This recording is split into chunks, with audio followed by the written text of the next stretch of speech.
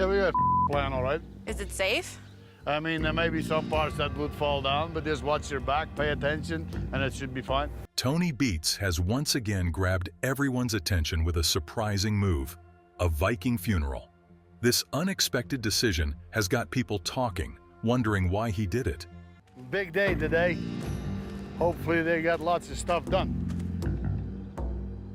Tony Beets is known for doing things his own way, and this time is no different. His choice to have a Viking funeral has sparked a lot of talk about what it means and how it might affect the environment. Fans and critics are all curious about what led Tony to do this and what it means for his future on the show. Everyone's waiting to see how it all plays out. We're not supposed to clean the dress, we're supposed to tear it apart. We're gonna have to get serious on this thing. The Viking funeral. A Viking funeral, also called a Norse funeral, is an old way of saying goodbye, practiced by the Vikings, those adventurous folks from Scandinavia way back from the 8th to 11th centuries. Here's the deal. They'd put the dead person's body, along with their stuff and sometimes even animals or treasures, on a boat or a raft. Then, they'd push it out onto the water, like a river or the sea. Sometimes, they'd even light the boat on fire as it floated away, which was kind of like a send-off to the afterlife. Basically, it was their way of honoring the person who passed away and making sure they had a safe journey to wherever they believed people went when they died. In a recent episode of Gold Rush, Tony Beets, a guy known for doing things his own way, surprised everyone by doing something pretty wild. A Viking funeral. Beets' choice to do this on the show got people talking and arguing about what it means and if it's bad for the environment. Fans are wondering what this move says about Beets and his place in the Gold Rush world. The decision to hold a Viking funeral by Tony Beets on Gold Rush has stirred up more than just a spectacle.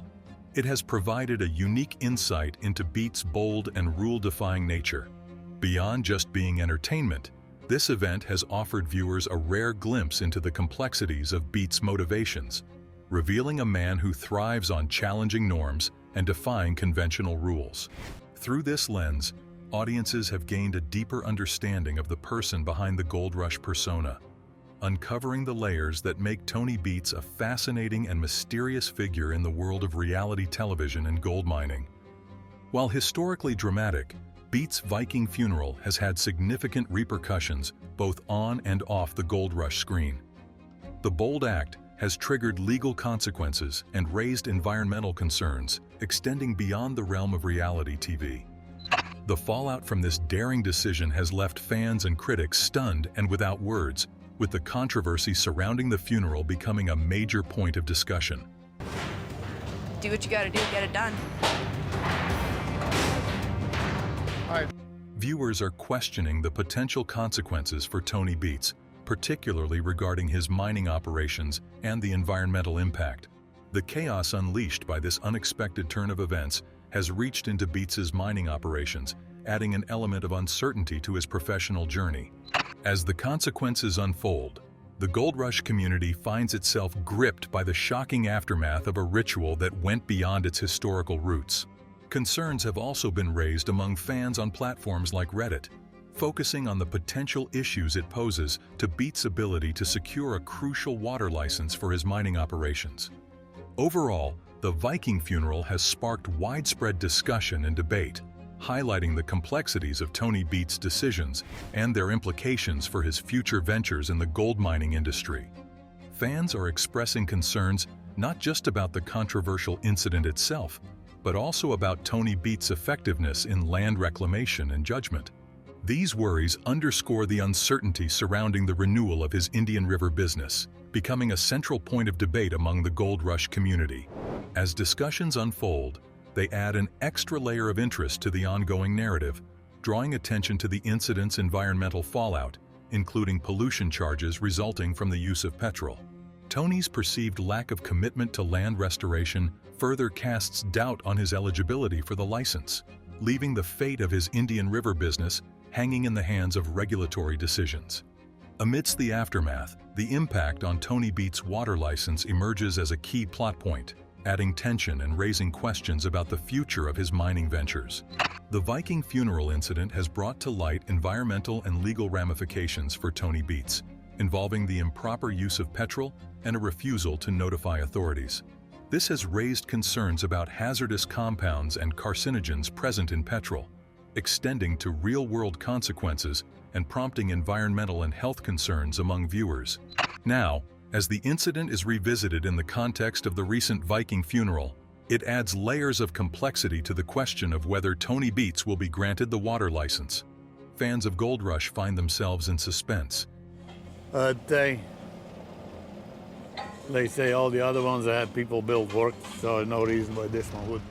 Eagerly awaiting Tony Beets' response and the subsequent developments that will determine the course of his mining endeavors. The future of Gold Rush hangs in the balance, with the resolution of these issues becoming an important turning point for the show.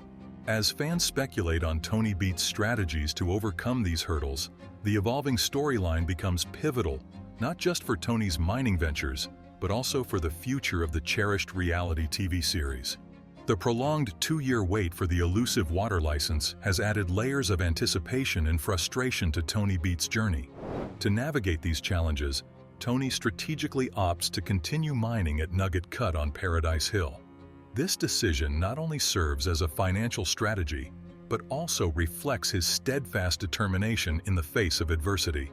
As fans observe Tony's unwavering resolve amidst obstacles, the narrative of Gold Rush evolves into a tale of perseverance, highlighting his resolute commitment to the pursuit of gold and the indomitable spirit that defines his character in the realm of reality TV mining. In an effort to stay ahead of his rivals, Tony Beets adopts a strategic approach by transporting significant mining equipment, notably a 950 excavator, to the Indian River.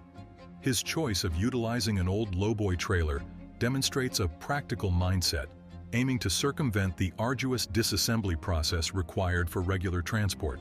This strategic maneuver underscores Tony's efficiency in tackling logistical challenges. But then, the story shifts dramatically when Tony faces a string of unexpected events, prompting him to make a crucial decision to contact the water board. As events continue to unfold, viewers find themselves on the edge of their seats, anxiously awaiting the results of Tony's latest venture and how it will affect his mining operations. This surprising twist adds a new dimension to Tony's strategic maneuvers, keeping fans eagerly anticipating the repercussions of his choices. The brief phone conversation injects an element of suspense into Tony Beets' mining odyssey in the realm of Gold Rush. The realization that revising and resubmitting the water license proposal will entail months of effort further compounds the obstacles facing Tony Beets. The looming threat of an entire season going to waste, coupled with the monumental task of removing all equipment, amplifies the uncertainty surrounding Tony Beets' mining endeavors. The ambitious goal of extracting 9,000 ounces of gold becomes increasingly improbable, placing the future of Tony Beets' mining operations in jeopardy. The prolonged process not only adds frustration, but also jeopardizes the timeline for achieving the ambitious gold target. Finally getting the last bit of this pay out of the blue cut, then it'll be all done for the season. As fans witness the seasonal implications of this setback, the story unfolds as a high-stakes race against time, depicting the real-world complexities and uncertainties in Tony Beets' quest for success in the demanding domain of Gold Rush. Amidst these challenges, a ray of hope shines for Tony Beets as his son reveals their mined gold, valued at over $400. This modest achievement, surpassing the previous week by 100 ounces, serves as a powerful source of motivation. Instead of dwelling on the uncertainties surrounding the water license, Tony and his son embrace the positive, choosing to focus on their current success. Fueled by this newfound optimism, Tony and his team embark on exploring creative mining tactics and researching alternative locations to support their operations. Their journey shifts to one of strength and adaptability, illustrating how a small victory can serve as a catalyst for overcoming obstacles in the unpredictable world of gold mining. This adds a hopeful and determined tone to the unfolding story of Gold Rush. Tony Beets' venture into gold mining is a testament to his diverse background and stubborn determination. Prior to entering the Klondike region, Beets gained extensive experience in agriculture, construction, heavy equipment operation, and oil pipeline maintenance. His wide-ranging expertise laid the groundwork for his ambitious transition to gold mining, showcasing a man driven by a clear vision. Upon entering the Klondike, Beets' ambition took center stage as he pursued his dream of becoming a gold miner. Throughout the years, Tony Beets has made a significant impact on Canada's gold mining scene. As one of the country's largest gold miners, he has left an indelible mark on the industry. His ownership of the Tamarack Mine and Paradise Hills further cements his position in the gold mining sector, showcasing both his ambition and his ability to thrive in a challenging field. Despite his sometimes challenging demeanor, Tony Beets commands respect in the mining industry due to his impressive track record of success and expertise. His debut in Gold Rush Season 2 back in 2010 marked a pivotal moment, signaling Beets' transition from a consultant to a prominent figure in the show. Tony Beets' initial role as a consultant showcased his invaluable insights into profitable mining practices, earning him recognition among fellow actors and mining families alike. However, Beets faced fines and challenges along the way, including a hefty fine of $1,125 imposed on one of his workers. These obstacles shed light on the complexities of his approach and underscore the dynamic nature of his relationship with the show. Despite the challenges, Tony Beets' expertise and success contribute to his respected status in the mining community. He emerges as a figure who, while demanding, brings a wealth of knowledge and experience to the world of Gold Rush. With his continuing presence in Gold Rush, Tony Beets has become a beloved figure, admired by fans and industry peers alike. While his occasional use of vulgar language may pose challenges, his undeniable expertise and success in the mining world make him a must-see character for Gold Rush enthusiasts. Beets' contribution to the show extends far beyond occasional disagreements, as his wealth of knowledge and experience adds a unique and invaluable aspect to the Gold Rush storyline. Despite his challenging personality, fans appreciate the authenticity he brings to the screen. In the mining industry, Beets is regarded as a major figure, admired for his accomplishments and respected for his contributions. The admiration from both fans and industry peers underscores Tony Beets' significance in the Gold Rush community. This one here I can just see in the pile, he's bringing up the same stuff as we got in the mega cut. His character, though complex, is celebrated for the authenticity and expertise he brings to the show, making him an integral and cherished part of the dynamic world of Gold Rush. As the shocking twist of Tony Beets' Viking funeral continues to unfold, the Gold Rush community finds itself eagerly anticipating what comes next. The controversies, legal consequences, and uncertainties surrounding Tony Beets' water license have added layers of complexity to the story. Whether Tony can overcome these challenges and continue his gold mining ventures remains uncertain, leaving fans eagerly awaiting the next chapters in the captivating saga of Gold Rush and Tony Beets. Iconic gold moments. The sun hung low in the sky, casting long shadows across the rugged terrain as Tony and his team gathered around the rusty kiwi plant. Its metal frame stood weathered and worn, a testament to years of neglect. But amidst the rust, there was potential. Potential for gold. Potential for profit. Tony's eyes scanned the plant, assessing the work that lay ahead. He could see the possibilities, the opportunity to breathe new life into this dormant piece of machinery. With a nod of determination, he made the decision to take on the challenge.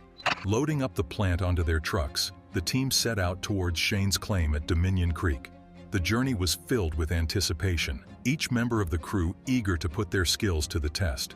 Upon arrival, the air buzzed with energy as they prepared to get to work. Tony's instructions were clear and concise, his leadership guiding the team through the tasks at hand. There was a rhythm to their movements, a synchronicity born of years of working together in the unforgiving wilderness. But as they began to unload the kiwi plant, disaster struck. A truck became stuck, blocking their path and threatening to derail their plans. We accidentally ran over one with a D6, didn't fall. Yet Tony remained unfazed, his mind already working on a solution. With a few quick adjustments and some strategic maneuvering, the truck was freed and the team resumed their efforts.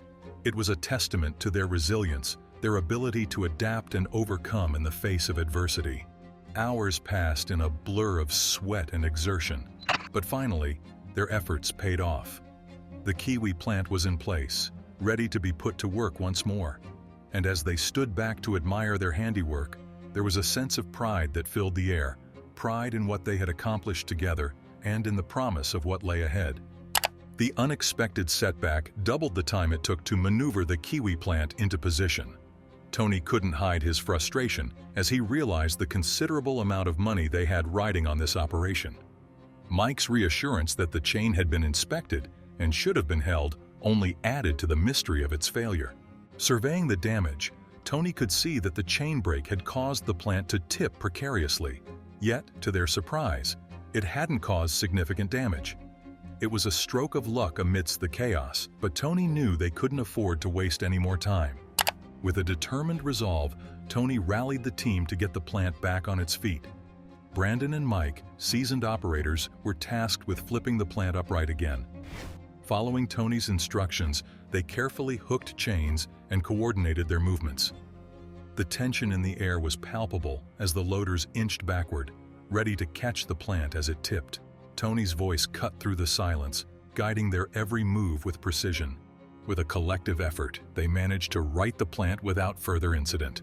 As the plant stood upright once more, there was a collective sigh of relief. The team quickly got to work, assessing the damage and making necessary adjustments.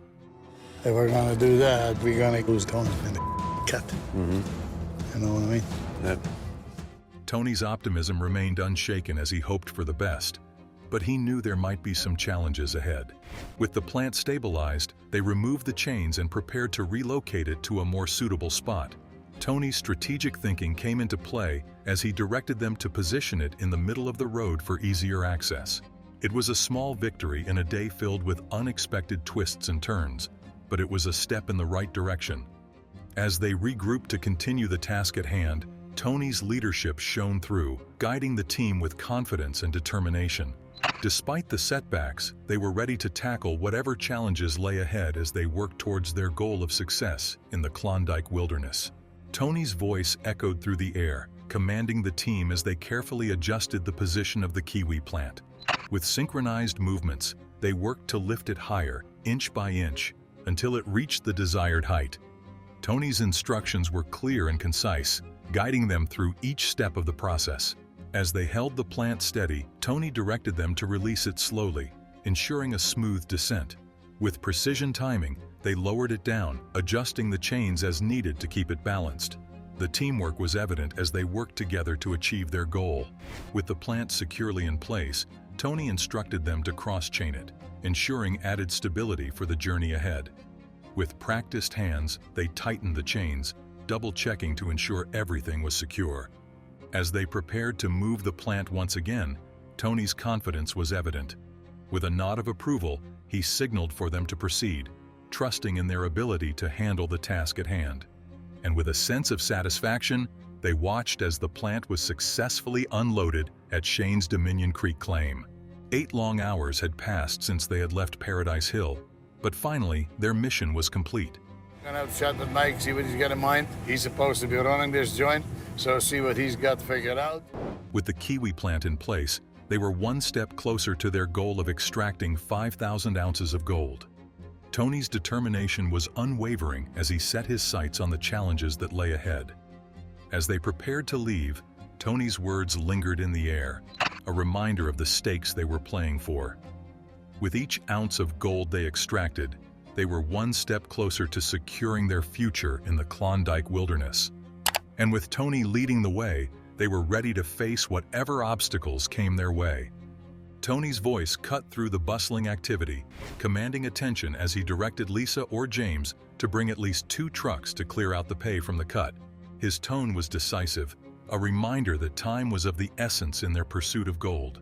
There was a sense of urgency in his words, a recognition that they couldn't afford to waste any more time. As they moved to clear out the pay, Tony's frustration was palpable. The heat of the day only added to his agitation, but he remained focused on the task at hand. With the drum firing up and the team in motion, they were determined to make the most of the opportunity before them. Meanwhile, Eric E. Jolia was tasked with clearing the waste tailings to prevent them from building up at the end of the trail. His efforts were crucial in keeping the operation running smoothly, But disaster struck when his excavator became stuck. With tailings piling up rapidly, Eric radioed for help, his urgency evident in his voice. Mike, ever the problem solver, responded quickly, assessing the situation and taking charge of the response. But when he discovered that the excavator had broken down and hydraulic oil was leaking, his frustration mirrored Tony's own. With the plan shut down until the issue could be resolved, Tony wasted no time in mobilizing a response. Despite the setback, his determination remained unwavering as he prepared to tackle yet another challenge in their quest for gold. And with Mike on his way to assess the situation, there was a sense of confidence that together they would find a solution. Tony's frustration boiled over as he faced yet another setback. He demanded space, his exasperation evident as he vented about being chased away every time. With urgency, he radioed Kevin, instructing him to fix the problematic piece of equipment. Meanwhile, Mike and the team assessed the situation with the 460, recognizing the severity of the issue. A small O-ring seemed to be the culprit, causing a leak that had brought the entire operation to a halt. With precision, they worked to replace the damaged part, knowing that even the smallest component could disrupt the entire operation. As they fired up the excavator, relief washed over them as it sprang back to life. But the celebration was short-lived as Tony faced the disappointing reality of their gold yield. With only 78.7 ounces retrieved, they fell far short of their target. Disheartened but determined, Tony acknowledged the challenges they faced, but remained focused on their ultimate goal. With the pump still down and no gold flowing, Tony's frustration mounted. 2 days of shutdown had taken their toll, but he remained resolute in his determination to overcome the obstacles in their path. As the team parted ways, Tony's words lingered in the air, a reminder of the resilience required in the unforgiving Klondike wilderness. Despite the setbacks, they remained committed to their mission, knowing that each ounce of gold brought them closer to their goal. And with Tony leading the way, they were ready to face whatever challenges lay ahead in their pursuit of success. The urgency of the situation was palpable as Tony realized the timing couldn't have been worse. With promising white channel pay waiting to be chased in the 80 pup cut, they needed to get the water pump up and running as soon as possible. Without it, their operations would grind to a halt, and without operations, there would be no gold. Transporting the new 11-ton mega pump to the SLO pond was no small feat. Tony and his team sprang into action, coordinating their efforts to lift the massive equipment onto the lowboy. With precision and teamwork, they managed to maneuver it into position, a testament to their expertise and the value of their equipment. As they made their way down the hill to the SLO pond, anticipation filled the air. All hands were on deck as they prepared to fire up the pump and resume washing pay dirt. With each step, they were one step closer to unlocking the potential of the Klondike wilderness. But as they attempted to start the pump, frustration set in. The engine failed to turn over, leaving them stranded with their hopes dashed. Tony's frustration was evident as he sprayed ether into the air intake, desperate to kickstart the engine into action. Yet despite their efforts, the pump remained silent, leaving them with more questions than answers. Frustration hung heavy in the air as they grappled with the setback, knowing that time was of the essence in their pursuit of gold. As they regrouped to assess the situation, Tony's determination remained unwavering. Despite the setback, he was determined to find a solution and get their operations back on track. For in the unforgiving wilderness of the Klondike, every moment counted, and Tony was not one to let obstacles stand in his way. The frustration mounted as Tony struggled to fire up the new supercharged pump. Desperate for a solution, he decided to give it a boost using a pipe layer. With determination, they swung the equipment into position, hoping the additional power would help the pump turn over. As they attempted to jumpstart the pump, anticipation filled the air. The engine roared to life, much to their relief. With the pump up and running, they could finally get back to work, chasing the elusive white channel pay in the 80 pup cut. Well, that's good to have that pump up and running. Now we can go back sluicing. I think it's good. Despite the setbacks, Tony remained optimistic, knowing that every day lost was a day closer to reaching their goal of 5,000 ounces. And when they finally tallied up their haul for the week, they were pleasantly surprised to find they had surpassed 3,000 ounces. With renewed confidence, Tony and his crew set their sights on the future, eager to see what other treasures lay hidden in the Klondike wilderness. And as they welcomed the Winchester crew to the Hunker Cut, they knew that together they were stronger, united in their pursuit of gold. The Winchester crew faced a daunting challenge with the infamous Curse Cut, where every 400 yards of pay run through the plant left the rifles clogged with black sand. This prevented the gold from settling, resulting in significant losses. Despite their efforts, they were only able to run the plant for a few hours before having to clean the boxes, severely impacting their productivity. Tony proposed a solution, replacing the expanded metal riffles with hydraulic riffles, which used water jets to agitate the concentrate, allowing the gold to settle while flushing out the black sand. John, the wash plant designer, quickly got to work on Tony's suggestion, welding together hydraulic riffle frames using tubing and steel plates. The team's anticipation grew as they tested the hydraulic riffles, watching eagerly to see if Tony's idea would save their season. The results were promising. The rifles worked efficiently, allowing for longer run times and more gold recovery. With Tony's fix in place, they could now run 1-200 yards of pay, significantly reducing downtime and increasing their gold yield. As the Winchester crew ran their material through the plant, it gives us more runtime is more gold. I like it. Perfect. Good job, John. Bless you. Water back up and wash some more dirt. they were relieved to see the hydraulic riffles performing well, ensuring a smoother operation and more gold at the end of the day. Despite the challenges they faced, their perseverance paid off, bringing them one step closer to their season goal. However, just as they celebrated their success, disaster struck once again. A tear in the belt threatened to halt their operation, leaving them with no option but to find a replacement quickly. With time running out and resources limited, they faced yet another hurdle in their quest for gold. Tony and his team remain resolute in their determination to capitalize on the mining season. They understand the significance of every ounce of gold, particularly with winter looming and threatening to curtail their operations. From maintenance issues to supply chain delays and the search for new pay zones, they're under immense pressure to optimize their efforts and extract as much gold as possible before time runs out. As they battle against both time and nature's obstacles, Tony and his team showcase their resilience and unwavering resolve in the face of adversity. They recognize that success in the gold mining industry demands not only hard work and perseverance, but also adaptability and innovation when confronted with challenges. Despite encountering setbacks, they forge ahead with a renewed sense of determination, knowing that their persistence will ultimately yield valuable rewards in the form of precious gold. To expedite operations, Tony invested $700,000 in 2 new secret weapons, belly scrapers, hitched to powerful 469 horsepower rock trucks. These innovative tools are perfect for constructing dikes and roads. So you get used to it a bit? Yeah, I just have to get used to it, and then it's working fine. Saving valuable time and effort. The belly scrapers not only spread out and deposit material, but also feature a 12T blade underneath, which scrapes and flattens gravel into smooth roads without the need for additional equipment like graders or dozers.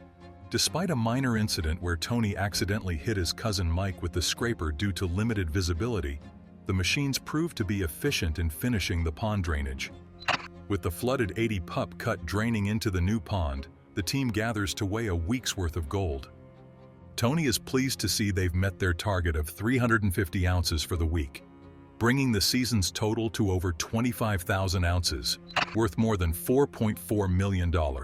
With the 80 pup cut now in operation and producing gold, Tony is optimistic about reaching their goal of 5,000 ounces for the season. He acknowledges Mike's excellent work in managing the settling pond and looks forward to continuing their successful operations. Just shy of reaching the 5,000-ounce target, some decent gold was extracted from both the gold cut and the blue cut. However, it's evident that this won't be enough to achieve our goal. With the gold cut now finished for the season, the focus shifts to cleaning out the remaining gold from the blue cut. Tony's team has extracted the last of the pay dirt from the 9-acre gold cut and are now working on the final scraps in the 7-acre blue cut.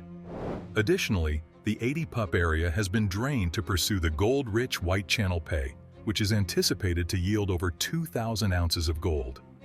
As the trommel continues processing the last of the blue cut material, Tony heads back to the 80 pup area in search of the elusive White Channel pay streak. Despite disappointing results with this area last year, Tony remains hopeful that there might still be a viable gold deposit to be found.